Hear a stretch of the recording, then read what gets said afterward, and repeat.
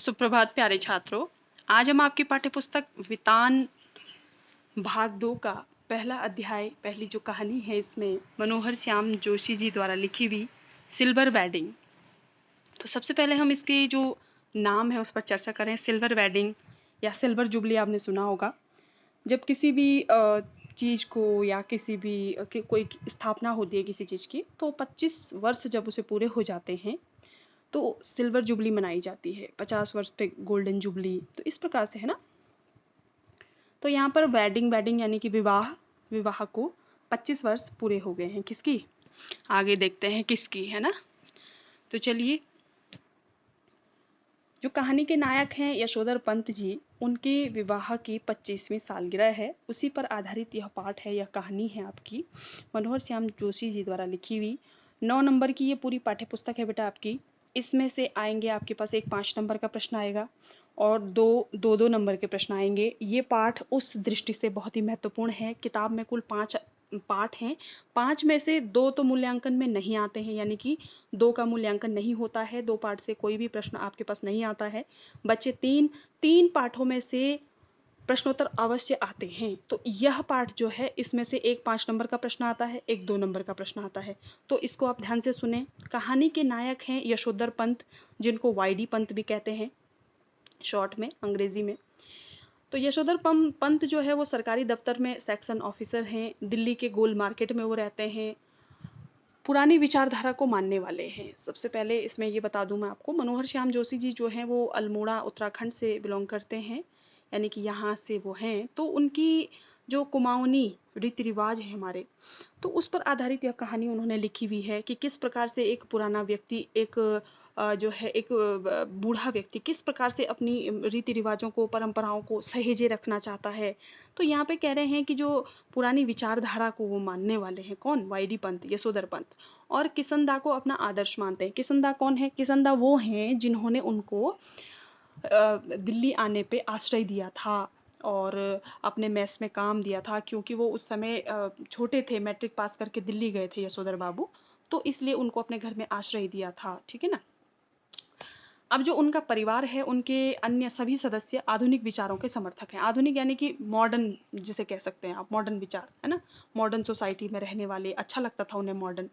इसी कारण उनका अपने परिवार के सदस्यों से मतभेद रहता है। मतभेद रहता है यानी कि वो मतलब हर छोटी छोटी बात पे लड़ाइयाँ झगड़े होते रहते थे उनके। तो समहाउ इम्प्रॉपर तथा जो हुआ होगा इस पाठ के बीज वाक्य हैं। अब देखिए बेटा, यहाँ पे ये कहानी तो कुमाऊनी है, उसमें कई शब्द आपको ये कहानी स्वयं भी पढ़नी है। मैं तो यहाँ पे इसका सारांश बताऊंगी क्योंकि बहुत लंबा ये पाठ है। इसमें कम से कम हमें अगर कक्षा की भी हम बात करें तो 40-40 मिनट की 2 कक्षाएं इसमें हमें लग जाती हैं। तो इसलिए इतना नहीं हो पाएगा, आपको भी इसको पढ़ना है। जहाँ पे समझ में ना आए वहाँ पे पूछिएगा। समहाउ इम्प्रॉपर यानी कि जो हमें ठीक नहीं लगता है, और जो हुआ होगा यानी कि अनिर्णय की स्थिति, मतलब पता नहीं क्या हुआ, समझ ना पाना, है ना। जहाँ पे हम समझ नहीं पाते हैं कि पता नहीं क्या हुआ, तो वो चीज़ यहाँ पर दो ये जुमले जिसको हम कहते हैं तकिया कलाम भी हम कह देते हैं ना। तो ये 2 जुमले यहाँ पे बार बार आए हैं। ये इस कहानी के बीज वाक्य भी कहे जा सकते हैं। अब इनके परिवार से मिलते हैं। इनका जो परिवार है वो, उनकी पत्नी स्वयं को क्या कर चुकी है, आधुनिकता के रंग में रंग चुकी है। अंदर से नहीं, लेकिन बच्चों की खुशी के लिए वो मॉड बन जाती है, यानी कि मॉडर्न बन जाती है। अब जो यशोधर बाबू हैं वो अपनी पत्नी के मॉडल बनने पर उसे क्या कहते हैं, शाइनल बुढ़िया कहते हैं, चटाई का लहंगा, या बूढ़े मुंह मुहासे लोग करे तमाशे, ऐसा कहते हैं उन्हें, उनका मजाक बनाते हैं ऐसे में। अब जो यशोधर बाबू हैं, सॉरी यहाँ पर ईश्वर बाबू लिखा, गलती से लिख गया है। तो यशोधर बाबू के 3 बेटे और 1 बेटी थी। जो उनका सबसे बड़ा बेटा है वो जो है 1500 रुपये प्रति माह पर विज्ञापन कंपनी में काम करता था। और हालांकि यशोधर बाबू को ये समहाउ इम्प्रॉपर लगता था, यानी कि ठीक नहीं लगता था कि कुछ ना कुछ इसमें गड़बड़ है, कुछ ना कुछ पेंच है, कि क्या इतना, मतलब जहाँ मैं रिटायरमेंट में मुझे 1500 रुपये मिल रहे हैं और ये लड़का जो है 2nd क्लास BA पास है और इसे इतनी ज़्यादा सैलरी कैसे मिलती है शुरुआत में ही। तो दूसरा बेटा उनका IAS की तैयारी कर रहा था। एक बार वो IAS में निकल गया था, लेकिन बहुत नीचे उसका नाम था तो उसने ज्वाइन नहीं किया। तो इस पर भी यशोधर बाबू को थोड़ा समहाउ इम्प्रॉपर मालूम पड़ता है। तीसरा बेटा जो है वो स्कॉलरशिप लेकर अमेरिका जा चुका था और बेटी भी डॉक्टरी पढ़ाई के लिए वो अमेरिका जाने की बार बार धमकी देती थी और विवाह के लिए एक से बढ़कर एक अच्छे अच्छे वरों को वो क्या कर चुकी है, जिसको हम कह सकते हैं अस्वीकार, रिजेक्ट कर चुकी थी, यानी कि विवाह नहीं करना चाहती थी, तैयार नहीं थी वो।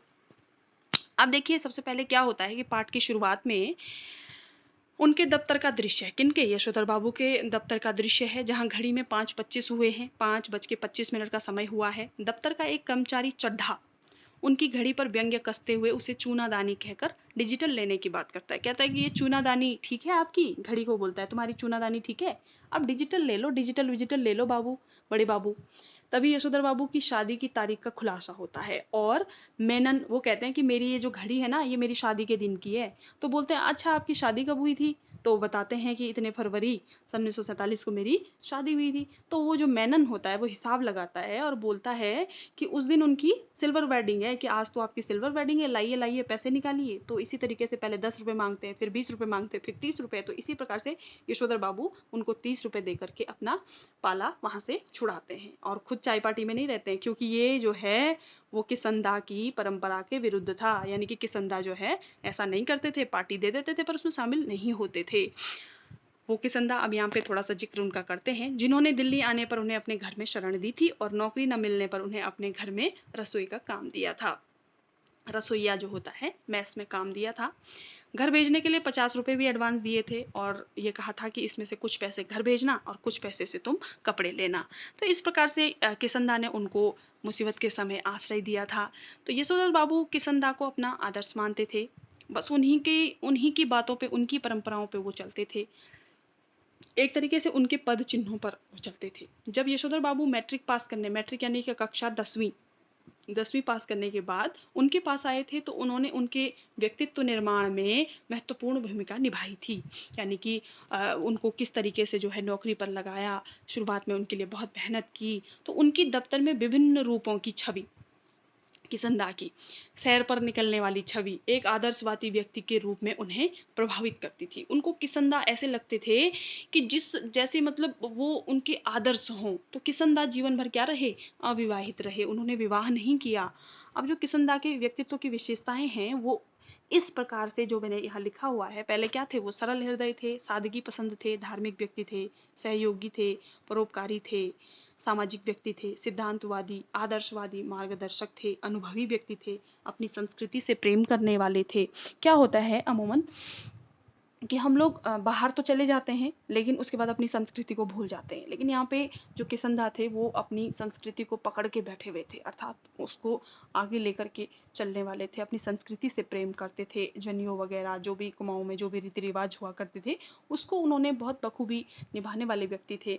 तो ये चीज़ें यशोधर बाबू को बहुत अच्छी लगती हैं, इसलिए वो उनको अपने आदर्श मानते हैं। तो चलो ये तो हुआ। दफ्तर से निकलते हुए जब उनको ये किसंदा की याद आई तो इसलिए यहाँ पे किसंदा का थोड़ा सा प्रसंग हमने ले लिया। अब वो दफ्तर से निकलते हैं, ऑफिस से निकलते हैं, पैदल आते हैं, कार खरीद नहीं सकते थे, कहते थे मैं ये अफोर्ड नहीं कर पाऊंगा। साइकिल पर जाना बच्चों को पसंद नहीं था, बच्चे कहते थे कि चपड़ासी साइकिल पर जाते हैं, आप नहीं, आप तो बड़े बाबू हैं। और स्कूटर उन्हें पसंद नहीं था, स्कूटर उन्हें समहाउ इम्प्रॉपर मालूम होता था, उसकी सवारी उन्हें समहाउ इम्प्रॉपर लगती थी, अर्थात ठीक नहीं लगती थी।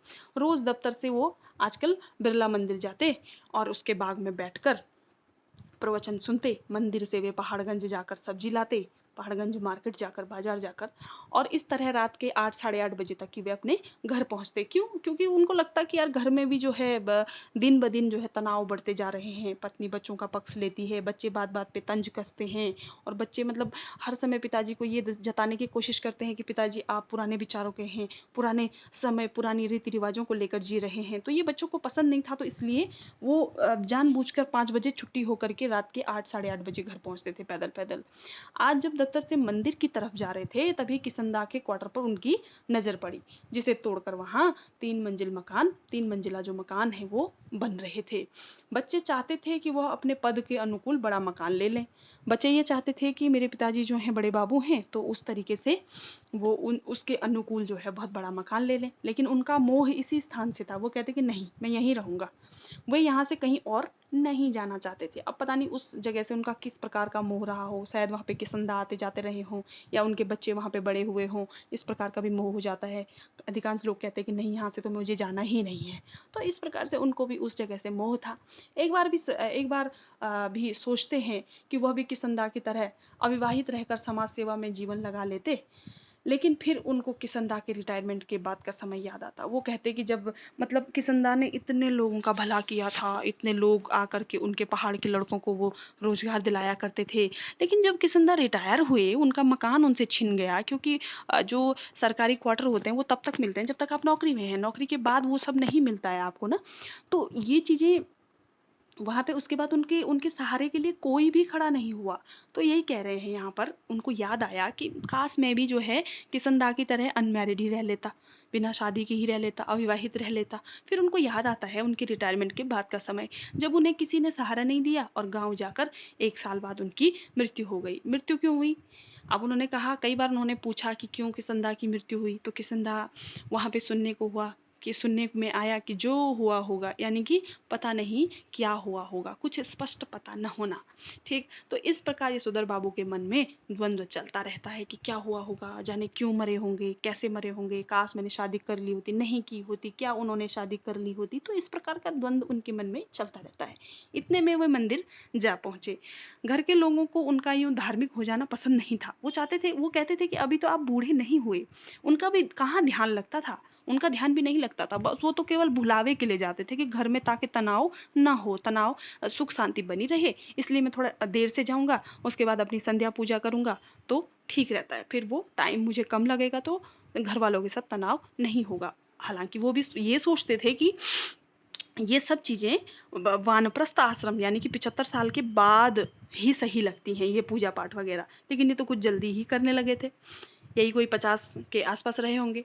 आज मंदिर में उनका मन प्रवचन में भी नहीं लग रहा था।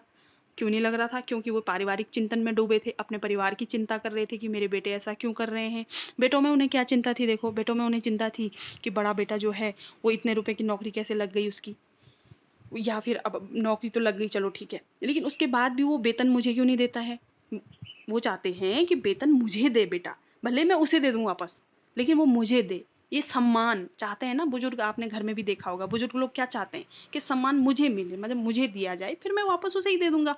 अब वो कहते हैं कि एक तरीके से सोचते हैं यार बेटे का वेतन तो डायरेक्ट बैंक में आता है, बैंक खाते में आता है। फिर वो कहते हैं कि क्या मेरा मेरा उन अपने बेटे के साथ वो मेरे साथ वो खाता नहीं खोल सकता था क्या, ज्वाइंट अकाउंट जिसे कहते हैं ना, तो ज्वाइंट अकाउंट नहीं खोल सकता था बाप और बेटे का। तो इस प्रकार से भी उनके मन में कई द्वंद्व चलते रहते हैं।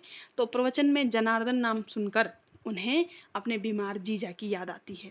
जनार्दन किसका नाम है? जनार्दन भगवान विष्णु का, भगवान कृष्ण का। तो ये सुन करके उनको अपने बीमार जीजा की याद आती है। उनसे मिलने जाना चाहते थे, लेकिन परिवार वालों की विरोध के कारण नहीं जा सके। परिवार वाले विरोध करते थे कि नहीं, तुम ये फालतू के रिश्ते विश्ते क्यों पछड़े पालते हो इनके, है ना। तो माँ के मरने के बाद उनकी विधवा बुआ ने उन्हें पाला पोसा था। यशोधर बाबू रिश्तों को निभाते थे और अपनी बुआ को हर महीने पैसे भेजा करते थे। हर महीने अपनी बुआ को पैसे देते थे। क्यों? क्योंकि उनकी बुआ ने उन्हें पाला था। होता यही है ना, हमारी संस्कृति में क्या है, हमारी संस्कृति में यही है कि हमें अपने बुजुर्गों का ख्याल रखना है। लेकिन आज की जो मॉडर्न जनरेशन है, नई जो मॉडर्न जनरेशन है, वो क्या चाहती है? वो चाहती है कि नहीं, ये सब फालतू है, मतलब हमें किसी से बात भी तभी करनी है जब हमारा उससे मतलब हो। इस टाइप के सोच लोगों की हो गई। जो वेस्टर्न कल्चर है, जो पाश्चात्य संस्कृति है, वो हमारे ऊपर कुछ इस तरीके से हावी हो रही है। तो माँ के मरने के सॉरी उनसे उन्हें तब बहुत दुख हुआ था जब भूषण भूषण यानी कि उनका जो सबसे बड़ा बेटा था, उसने बुआ को भेजने के लिए पैसे देने से मना कर दिया था कि मैं जो है पैसे नहीं दूंगा, ये ऐसे फालतू लुटाने के लिए हमारे पास कोई पैसे वैसे नहीं है। तो यशोधर बाबू थोड़ा सामाजिक गतिविधियों में भी योगदान दिया करते थे, यानी कि जो सोशल वर्क होते थे उसमें भी वो अपना योगदान दिया करते थे, चाहे वो इकोनॉमिकली है, पैसे दे करके है, या फिर चाहे खुद का योगदान देना हो। तो मंदिर से वे मंडी जाते हैं और याद करते हैं कि उनके बेटे बाजार से सामान लाने के लिए नौकर रखने को कहते हैं। बोलते हैं कि बब्बा तुम क्यों जाते हो, तुम कोई नौकर क्यों नहीं रख लेते हो। तो नौकर कहते हैं, उस पर भी टोंट मारता है बड़ा बेटा कि उसकी सैलरी मैं दे दूंगी, उसकी सैलरी मैं दे दूंगा, आप मत देना मुझे। मतलब कहने का मतलब ये है कि जब वो कमाता था तो वो टोंट भी मारता था। तो यशोधर बाबू अपनी पत्नी से कहते थे कि नौकर, जब नौकर को सैलरी वो देगा तो नौकर भी उसी का होगा, हमारा थोड़ी नौकर होगा। तो इस टाइप से उसे समझाते थे। तो इसलिए कहते थे कि मैं ही सामान लाया करूंगा। तो उनका जो बड़ा बेटा है उन्हें अपना वेतन नहीं देता था, जैसे मैंने आपको बताया। अपने पैसे से घर में सामान खरीद के लाता था, टीवी लाता था, फ्रिज लाता था, ये सब चीजें, गैस चूल्हा लाया, और उन पे कहता था कि ये मेरा है, मैं लाया हूं इसे, इस पर किसी ने हाथ नहीं लगाना है या फिर किस खराब नहीं करना है, इस सेंस में बोलता था। और उसकी धौंस भी दिखाता था। तो इसका ये जो व्यवहार था वो यशोधर बाबू को बहुत ही बुरा लगता था, अच्छा नहीं लगता था। तो जब सब्जी लेकर वो घर पहुंची तो वहां क्या थी, कार खड़ी थी। थोड़ी देर के लिए तो उनको पहचानने में ही नहीं आया कि मेरा ही घर है, मतलब यहाँ कार कैसे ना। तो जिसमें बेटा अपने बॉस को विदा कर रहा था, जो बड़ा बेटा था भूषण, वो अपने बॉस को विदा कर रहा था। और और भी लोग विदा ले दे रहे थे, जो कुछ मेम साहबों के साथ उनकी पत्नी और उनकी बेटी जो है वो क्या थी, विदा उनको कर रही थी। तो घर में पार्टी का माहौल था, सब सजे संवरे थे। उन्हें कुछ समझ नहीं आया। भूषण ने पिता को उलाहना दी, यानी कि डांट लगाई कि उनके सिल्वर वेडिंग के दिन पार्टी रखी और वह इतनी देर से आ रहे हैं।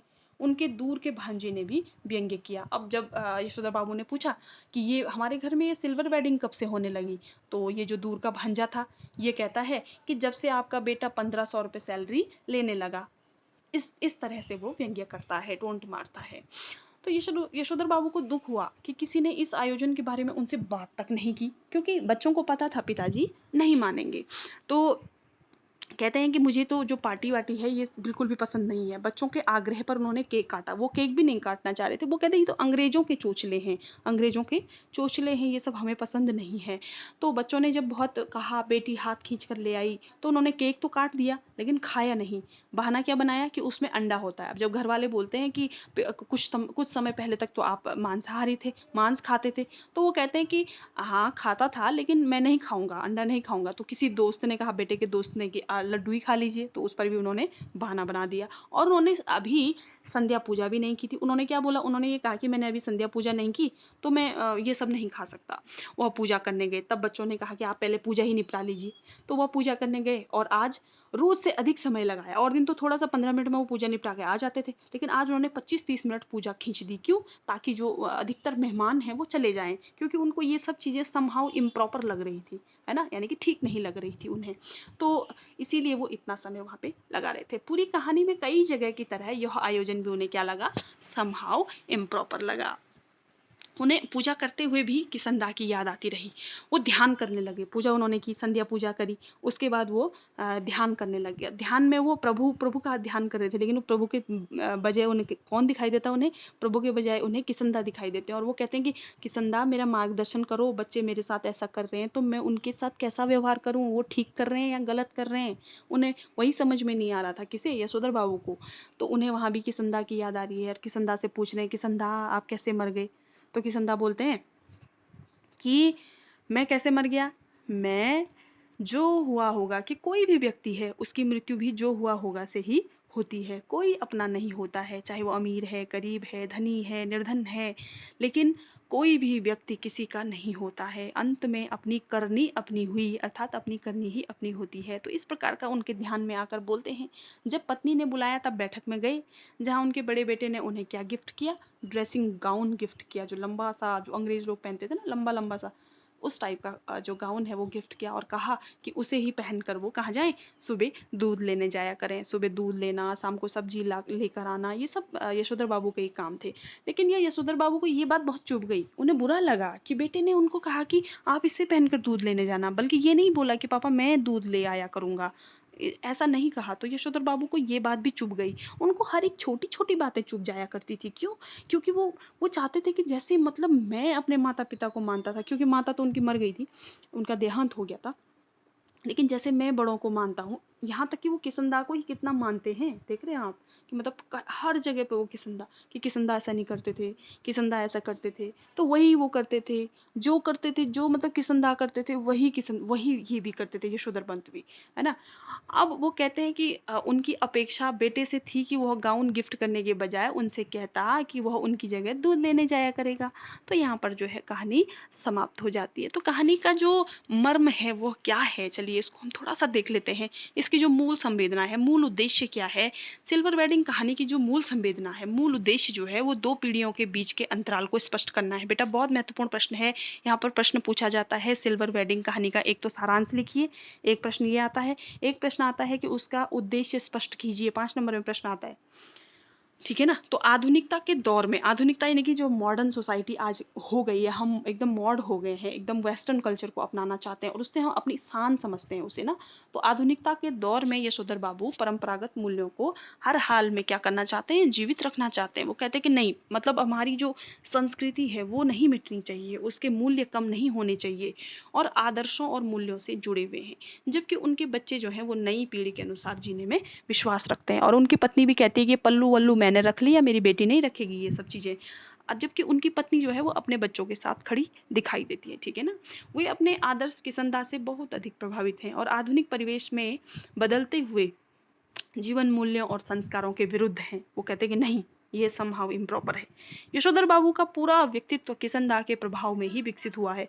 मतलब किसंदा का ही प्रभाव उन पे हर बात में, हर चीज में, कोई भी रीति रिवाज निभाना हो, कुछ भी हो, वो केवल मतलब जो किसंदा करते थे वही वो करते थे, है ना। बच्चों की उन्नति से, बच्चों की प्रोग्रेस से वो बहुत खुश भी होते थे, लेकिन कहीं कहीं पे उन्हें वो कहते थे कि ऐसी उन्नति किस काम की जहाँ पे बड़ों का आदर न हो। तो इस प्रकार से उन्हें वो चीजें भी समहाउ इम्प्रॉपर ही मालूम पड़ती थी। वे किसंदा के व्यक्तित्व की ही प्रतिच्छाया हैं। मतलब बिल्कुल जैसे कि किसंदा मरते समय उनके अंदर अपना सारा व्यक्तित्व डाल गए हों। यह उनकी कमजोरी ही कही जाएगी। बिल्कुल सही बात है। देखिए हमें परंपराओं को आगे ले जाना है, लेकिन जैसे पेड़ को देखा होगा आपने ना, पेड़ को देखा है आपने, पेड़ में देखा होगा जब नई पत्तियां आती तो पेड़ पुरानी पत्तियों को छोड़ देता है। तो उसी प्रकार से हमें भी जो उजूल फुजूल परंपराएं हैं जिनसे कुछ बच नहीं रहा है या जिनसे कोई हानि नहीं हो रही, तो हमें उसे छोड़ देना चाहिए। उस सूखे पत्ते रख के पेड़ भी क्या करेगा ना। तो इसी प्रकार से जो कुरीतियां हैं, जो बुरी परंपराएं हैं, उनको रखकर हम भी क्या करेंगे, है ना।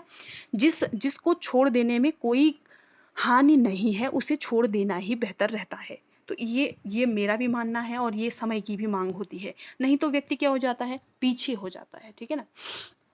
तो अब देखिए ये उनकी हमें कमजोरी कह सकते हैं, क्योंकि वे जीवन भर अपना कोई महत्व स्थापित ही नहीं कर पाते हैं। एक तरह से वे किसंदा के रूप में ही जी रहे हैं, कि मतलब जैसे किसंदा जी रहे थे वैसे ये भी जी रहे हैं। अंतर इतना था, किसंदा का परिवार नहीं था, ये परिवार इनका परिवार था। ये पारिवारिक संघर्ष के बीच में जी रहे थे। तो वह उनके जीवन मूल्यों में बदलाव ना होने का बहुत बड़ा कारण रहा होगा। वो अपने जीवन मूल्यों में बदलाव कर सकते थे, कई चीजें ऐसी थी जो वो अपना भी लेते तो बुरा क्या था, है ना। बच्चे प्रोग्रेस कर रहे हैं, अच्छी बात है। बच्चे उन्नति कर रहे हैं, अच्छी बात है। आप उसमें ढल जाइए, उनकी खुशी में खुश हो जाइए। लेकिन नहीं, यहाँ पे दुख क्या था कि वो अपना वेतन मुझे नहीं दे रहे। आपको वेतन की कमी तो है नहीं, है ना, घर में वो सामान ला ही रहे हैं। तो जो चीजें ढोने लायक हैं उनको मत ढोइए, उनको छोड़ दीजिए। जो ढो रहे हो आप, हाँ, जिसको छोड़ने से कोई हानि होती है उसे मत छोड़िए, है ना। तो चलिए आगे अगला, समहाउ इम्प्रॉपर और जो हुआ होगा। मैंने आपको पहले ही बताया कि ये दो कथन हैं जो कहानी के बीज वाक्य कहे जा सकते हैं। यानी कि जो हुआ होगा है उसमें यथा स्थिति को ज्यों का त्यों स्वीकार करने की बात है। यानी कि जैसी स्थिति है उसको वैसे ही स्वीकार कर लेना, कि जो हुआ होगा, मतलब उसके बारे में खोजबीन नहीं करनी कि क्या हुआ होगा। तो इस प्रकार से जो दूसरा जुमला है आपका, जो हुआ, ये सॉरी समहाउ इम्प्रॉपर, उसमें अनिर्णय की स्थिति यानी कि मतलब पता नहीं क्या ठीक है क्या नहीं है ना, इस प्रकार से। अच्छा आगे कहता है, कहानी में यशोधर बाबू सहानुभूति के पात्र हैं। सहानुभूति जिसे हम दया भी कह देते हैं कभी कभी। तो पीढ़ी के अंतराल के कारण परिवार के साथ तालमेल नहीं बिठा पाते हैं, तालमेल नहीं बिठा पाते हैं वो परिवार के साथ। उनमें एक तरह का द्वंद्व है जिसके कारण नया उन्हें कभी कभी खींचता तो है, नई चीजें उन्हें, जो नई परंपराएं हैं, आधुनिक जो परंपराएं हैं वो उन्हें खींचती तो है अपनी ओर, पर पुराना उन्हें छोड़ता नहीं है। यानी कि जो पुरानी परंपराएं हैं वो उन्हें छोड़ती नहीं है, उनमें भी वो कहीं ना कहीं जकड़े हुए हैं। अब जो पाठ के आधार पे हमारे पुराने जीवन मूल्य हैं वो क्या है, देखिए, भाईचारा वो प्रेम बनाए रखना, मतलब वो चाहते हैं कि हर दशा में हम भाईचारा और प्रेम, आपसी भाईचारा, आपसी प्रेम बनाए रखें, किसी भी कीमत पर रिश्तेदारी निभाना और रिश्तों को टूटने से बचाना, बुजुर्गों का सम्मान करना, परंपराओं का निर्वहन करना, संयुक्त परिवार और संस्कारों को महत्व देना, संतोषपूर्ण जीवन जीना। तो ये पाठ के आधार पर हैं जो जीवन मूल्य है ना। कई बार प्रश्न आता है कि पाठ के आधार पे, मतलब सिल्वर वेडिंग पाठ के आधार पे पुराने जीवन मूल्यों पर प्रकाश डालिए, है ना। तो इसमें आप इसका जो है पूरा विस्तृत वर्णन करेंगे। पाठ के आधार पर जीवन मूल्यों का नया प्रचलन। अब इस पाठ में जो नए जीवन मूल्य आए हैं, जो उनके बेटे, उनकी बेटी, उनकी जो पत्नी है वो जिसके समर्थक थे, तो उसमें भाईचारा और प्रेम को मूर्खतापूर्ण मानना। वो कहते थे कि ये सब चीजें, ये सब क्या है, ये मूर्खता है। रिश्तेदारी निभाने को घाटे का सौदा समझना, बुजुर्गों का तिरस्कार करना, पाश्चात्य संस्कृति को अपनाना, एकल परिवार को महत्व देना, किसी भी तरह धन कमाना, मतलब वो चाहे कोई भी वे है, कोई भी रास्ता है, लेकिन उनका उद्देश्य क्या होता था, धन कमाना। तो ये नए नए मूल्य हैं आज के टाइम के। यशोधर पंत स्वयं पुराने जीवन मूल्यों का निर्वाह करते थे, किंतु उनकी संतानें, वो पत्नी उनका क्या करती थी, पुरजोर विरोध, यानी कि भरसक जो है वो विरोध करते थे। इसी संघर्ष में जीते हुए उनका जीवन चक्र चलता रहता है। किनका, जो ये आपके यशोधर पंत है, ठीक है। अब जो यशोधर बाबू हैं उनके व्यक्तित्व की जो विशेषताएं हैं वो भी कई बार आती हैं, कई बार नहीं, ये तो बहुत ही बार पूछा गया प्रश्न है। तो उसमें है, मेहनती तो थे ही, वो कर्मठ भी थे, सरल भी थे, संवेदनशील भी थे, परंपरावादी तो थे ही, इतनी सारी चीजें। अब आपको इसके जो विस्तृत उत्तर हैं उसके लिए आपको पाठ को पढ़ना पड़ेगा, ठीक है। संस्कारी और धार्मिक, सादगी पसंद भी थे, आधुनिक परिवेश में बदलते हुए जीवन मूल्यों और संस्कारों के विरुद्ध थे। जो आधुनिक नया नया जो आ रहा है बाहर से, वो सब चीजें उनके क्या थे, सख्त विरोधी थे। जीवन भर किसनदा के आदर्श को न त्याग सकने वाले। अब जीवन भर इन्होंने क्या किया, मतलब वो किसनदा के आदर्श को त्याग ही नहीं सके। उन्होंने हमेशा क्या कोशिश की कि नहीं, किसनदा ने जो परंपरा बना रखी है वही सबसे बेहतर है। तो चलिए, धन्यवाद। आपने इस पाठ का अध्ययन करना है और तभी आप इसके उत्तर लिख पाएंगे, क्योंकि बेटा बीच में आपको क्या करना है, प्रश्न लिखते लिखते बीच में आपको कोटेशन डालने यानी कि जो किताब की जो पंक्तियां हैं वो डालनी है आपने इसमें, ठीक है ना। तो चलिए, धन्यवाद।